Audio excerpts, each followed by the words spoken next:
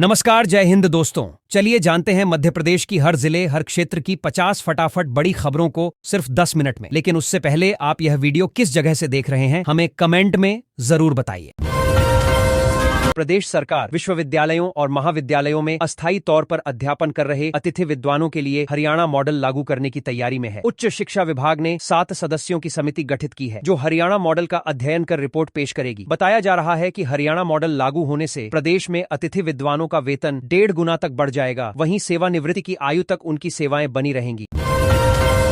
मुख्यमंत्री डॉ मोहन यादव ने मध्य प्रदेश में एक नए नवाचार करते हुए मंगलवार को मंत्रि परिषद की बैठक में मंत्रि परिषद के सभी सदस्यों को टैबलेट वितरण किया। इस दौरान ई कैबिनेट एप्लीकेशन के संबंध में महत्वपूर्ण प्रेजेंटेशन भी हुआ। बैठक में ई कैबिनेट एप्लीकेशन के संबंध में महत्वपूर्ण प्रेजेंटेशन भी हुआ। मुख्यमंत्री ने बताया कि मंत्रि परिषद से संबंधित संपूर्ण जानकारी उपलब्ध करवाई जाएगी।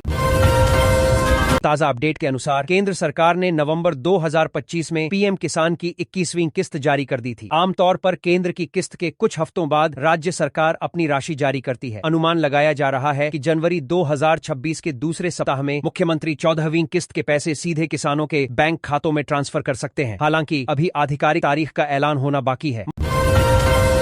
मध्य प्रदेश में बिजली व्यवस्था को दुरुस्त करने और बकाया वसूली को तेज करने के लिए सरकार ने अब सख्त रुख अपना लिया है। समाधान योजना के क्रियान्वयन में लापरवाही बरतने वाले अधिकारियों पर अब केवल ट्रांसफर नहीं बल्कि डिमोशन जैसी कठोर कार्रवाई की जाएगी। यह चेतावनी ऊर्जा मंत्री प्रद्युम्न सिंह तोमर ने समाधान योजना की प्रगति की ऑनलाइन समीक्षा बैठक के दौरान दी।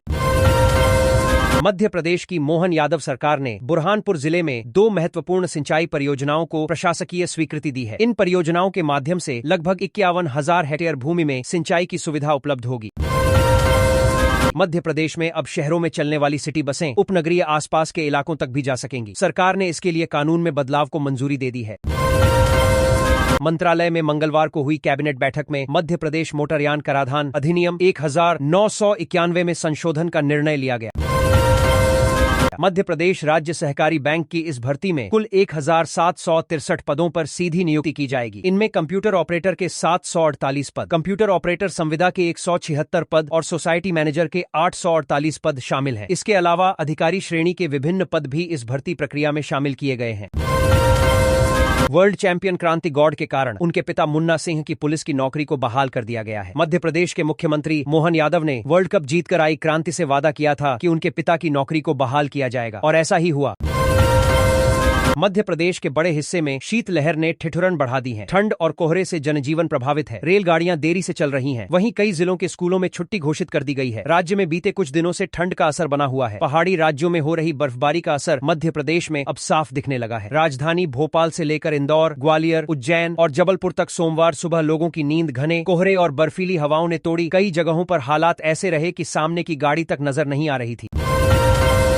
मुख्यमंत्री डॉ मोहन यादव ने एक बार फिर संवेदनशील और जनोन्मुख नेतृत्व की मिसाल पेश की है। अंतर्राष्ट्रीय महिला क्रिकेटर और मध्य प्रदेश की होनहार खिलाड़ी क्रांति गौड़ से किया गया वादा निभाते हुए उन्होंने उनके पिता मुन्ना सिंह की वर्षों से निलंबित नौकरी को पुनः बहाल करवा दिया है।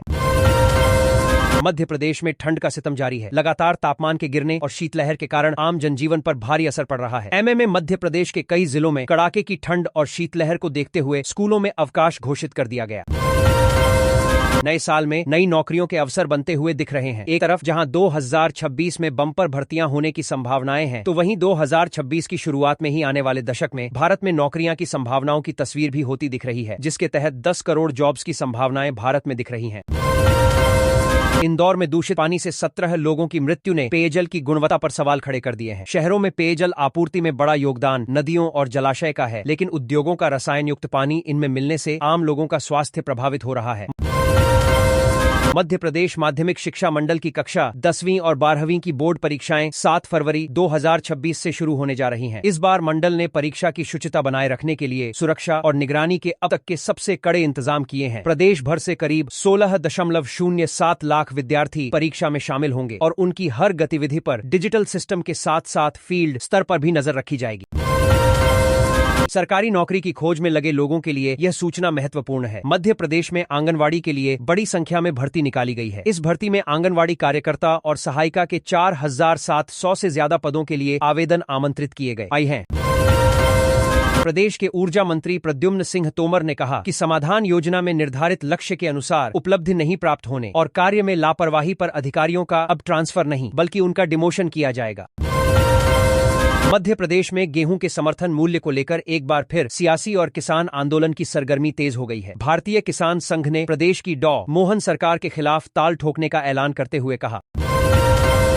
मध्य प्रदेश के खरगोन जिले में नर्मदा नदी के किनारे खाद्य विषाक्तता के कारण कम से कम 200 तोतों की मौत हो गई है। अधिकारियों ने शुक्रवार को यह जानकारी दी। अधिकारियों ने बताया कि बीते 4 दिनों में बड़वाह क्षेत्र में नर्मदा नदी पर बने एक्वाडक्ट पुल के पास तोते मृत मिले हैं। मध्य प्रदेश में स्पेशल इंटेंसिव रिवीजन सर के बाद ड्राफ्ट वोटर लिस्ट से 42.74 लाख नाम हटाए जाने को लेकर विपक्ष ने वोटर लिस्ट में हेरफेर के आरोप लगाए हैं। हालांकि इन आरोपों के उलट दावों और आपत्तियों की प्रक्रिया के शुरुआती आंकड़े बताते हैं कि जमीनी स्तर पर राजनीतिक दलों की सक्रियता बेहद सीमित रही है। मध्य प्रदेश में नए साल की शुरुआत में ही कर्मचारियों का आक्रोश सामने आने लगा है। अपनी 11 सूत्रीय मांगों को लेकर कर्मचारी आंदोलित होंगे। कर्मचारियों के आंदोलन पर सियासत भी शुरू हो गई है। प्रदेश सरकार विश्वविद्यालयों और महाविद्यालयों में अस्थायी तौर पर अध्यापन कर रहे अतिथि विद्वानों के लिए हरियाणा मॉडल लागू करने की तैयारी में है। उच्च शिक्षा विभाग ने 7 सदस्यों की समिति गठित की है जो हरियाणा मॉडल का अध्ययन कर रिपोर्ट पेश करेगी। बताया जा रहा है कि हरियाणा मॉडल लागू होने से प्रदेश में अतिथि विद्वानों का वेतन 1.5 गुना तक बढ़ जाएगा। वहीं सेवानिवृत्ति की आयु तक उनकी सेवाएं बनी रहेंगी।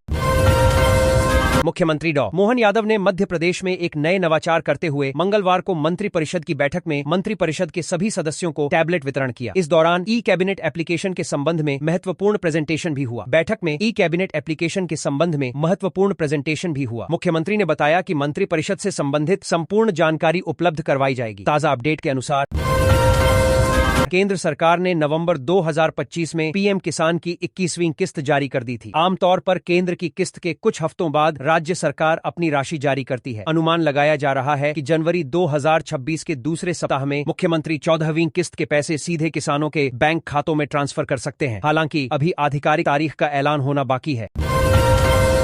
मध्य प्रदेश में बिजली व्यवस्था को दुरुस्त करने और बकाया वसूली को तेज करने के लिए सरकार ने अब सख्त रुख अपना लिया है। समाधान योजना के क्रियान्वयन में लापरवाही बरतने वाले अधिकारियों पर अब केवल ट्रांसफर नहीं बल्कि डिमोशन जैसी कठोर कार्रवाई की जाएगी। यह चेतावनी ऊर्जा मंत्री प्रद्युम्न सिंह तोमर ने समाधान योजना की प्रगति की ऑनलाइन समीक्षा बैठक के दौरान दी। मध्य प्रदेश की मोहन यादव सरकार ने बुरहानपुर जिले में 2 महत्वपूर्ण सिंचाई परियोजनाओं को प्रशासकीय स्वीकृति दी है। इन परियोजनाओं के माध्यम से लगभग 51,000 हेक्टेयर भूमि में सिंचाई की सुविधा उपलब्ध होगी। मध्य प्रदेश में अब शहरों में चलने वाली सिटी बसें उपनगरीय आसपास के इलाकों तक भी जा सकेंगी। सरकार ने इसके लिए कानून में बदलाव को मंजूरी दे दी है। मंत्रालय में मंगलवार को हुई कैबिनेट बैठक में मध्य प्रदेश मोटरयान कराधान अधिनियम 1991 में संशोधन का निर्णय लिया गया। मंत्रालय में मंगलवार को हुई कैबिनेट बैठक में मध्य प्रदेश मोटरयान कराधान अधिनियम 1991 में संशोधन का निर्णय लिया गया।